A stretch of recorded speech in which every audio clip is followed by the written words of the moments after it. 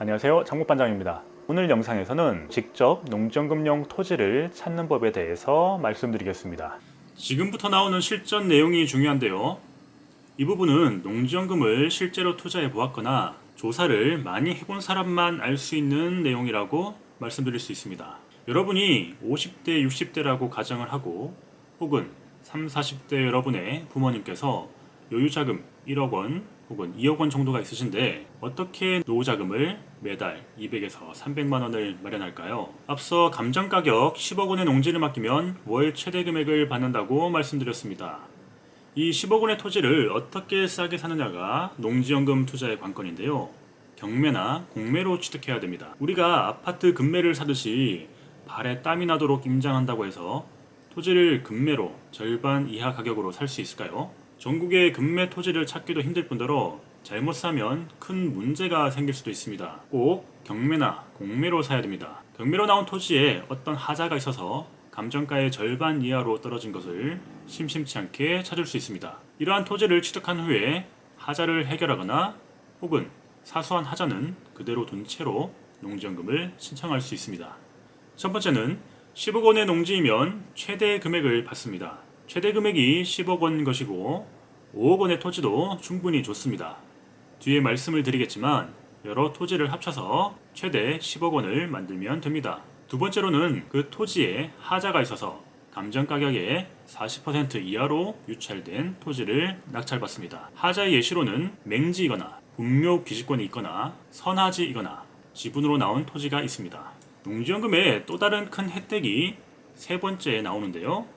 농지연금은 내 땅을 국가에 저당 맡기고 연금을 수령하는 대출 상품이기 때문에 농어촌공사가 1순위 근저당권자가 됩니다. 이때 하나의 혜택으로서 근저당보다 앞서는 선순위 담보대출을 농지가격의 채권 최고액 기준 15%까지 인정을 해줍니다. 채권 최고액 15%라는 말은 약 10%만큼 선순위 대출을 받을 수 있습니다. 이러면 실제 내 투자금이 더 줄어들겠죠. 이 10억 원의 토지로 종신정액형을 신청하면 매월 300만 원, 수시 인출형을 신청하면 2억 1,700만 원의 일시금과 매월 210만 원을 받습니다. 위에서 토지를 저렴하게 사는 조건으로 하자에 대해 말씀드렸는데요.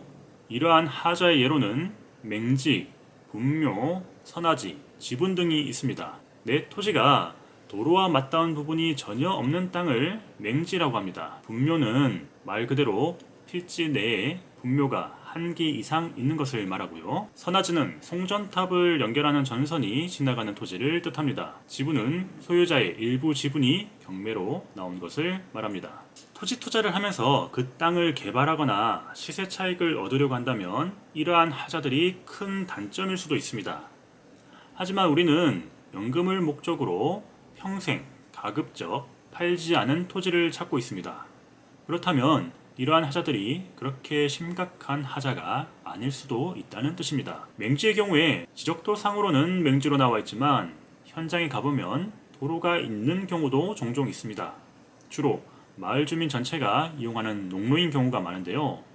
다른 개인 소유의 땅일지라도 그 도로를 이용하는 데는 문제가 별로 없습니다. 두 번째, 분묘의 경우는 여러분이 이 농지에 집을 짓고 살 것이 아니라면 분묘가 한두 기 있으면 어떻습니까? 내 농지에 분묘가 있다고 생각하면 많이 무서우신가요? 저는 괜찮을 것 같습니다. 세 번째, 선하지 역시 마찬가지로 농지 위로 고압전선이 지나가면 미관상 안 좋을지는 모르겠으나 농작물을 키우는 데는 지장이 없습니다. 지분 문제 또한 어떻게 협의하냐에 따라서 해결할 여지가 있다고 생각합니다. 이러한 하자들은 경매에 매각 물건 명세서에 나와 있는 경우도 있고 직접 현장을 가봐야 알 수 있는 경우도 있습니다. 역설적으로 한 토지에 이러한 하자들이 2개 이상일 경우 우리는 공시지가나 감정가에 비해 훨씬 싸게 연금용 토지를 살 수 있습니다. 앞서 예를 든 사례의 수익률을 계산해 보면요. 감정가격 10억 원의 토지를 4억 원의 낙찰을 받고요. 선순위 대출 혜택을 받아서 농지 가격의 10%인 약 1억 원을 대출받습니다. 이 토지로 종신정액형을 선택하면 실제 투자금 3억 원으로 매월 300만 원을 받게 됩니다. 그럼 연 수익률은 10% 초반이 됩니다. 수시 인출용으로 농지연금을 신청하면 실제 투자금 1억 원으로 매월 210만 원의 연금을 수령합니다. 그럼 20% 초반의 높은 연수익률이 나옵니다. 농지연금을 신청한 농지는 실제 경작에 이용이 되어야 합니다. 농사를 짓지 않고 농지를 방치하게 되면 이행강제금을 물거나 농지 처분 명령을 받을 수도 있습니다. 농지를 활용하는 방법은 크게 두 가지가 있습니다. 첫 번째로 본인의 거주지와 거리가 가깝거나 농사를 직접 짓고 싶은 분은 농사를 지어서 농산물을 판매할 수 있습니다.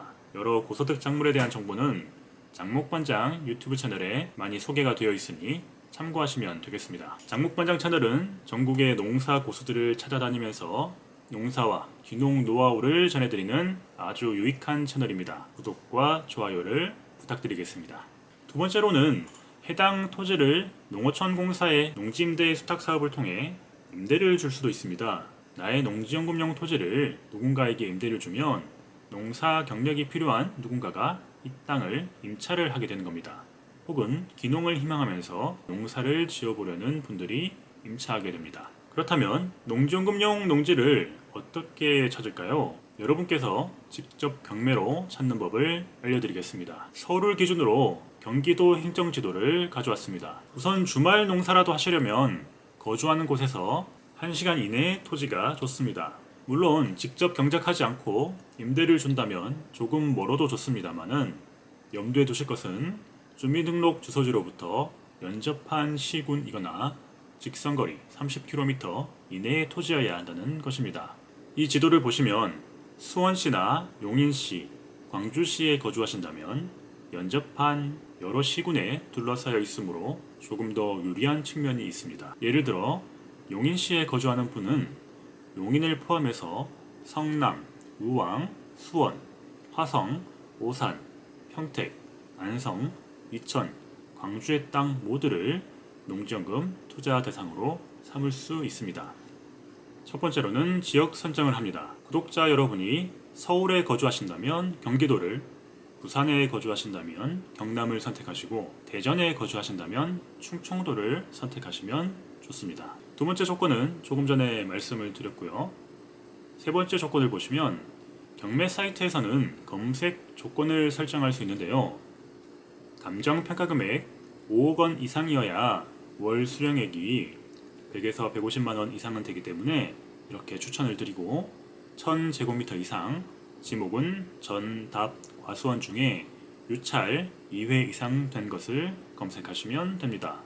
앞서 감정평가 금액의 90%와 공시지가의 100% 중에 신청자가 선택할 수 있다고 말씀드렸습니다. 한 가지 주의하셔야 할 점은 간혹 감정가가 공시지가의 3배에서 5배 혹은 10배 이상으로 높은 토지들이 있는데 차이가 너무 많이 나면 농지연금 신청 시에 농어촌공사 심의에서 반려가 될 수 있으므로 2배 이하가 안전하다고 말씀드립니다. 오늘은 농지연금 제도에 대해서 말씀드렸습니다. 설명이 부족한 점이 있다면 추가로 궁금한 점을 댓글로 남겨주시면 질문들을 정리해서 한 번 더 영상으로 만들도록 하겠습니다.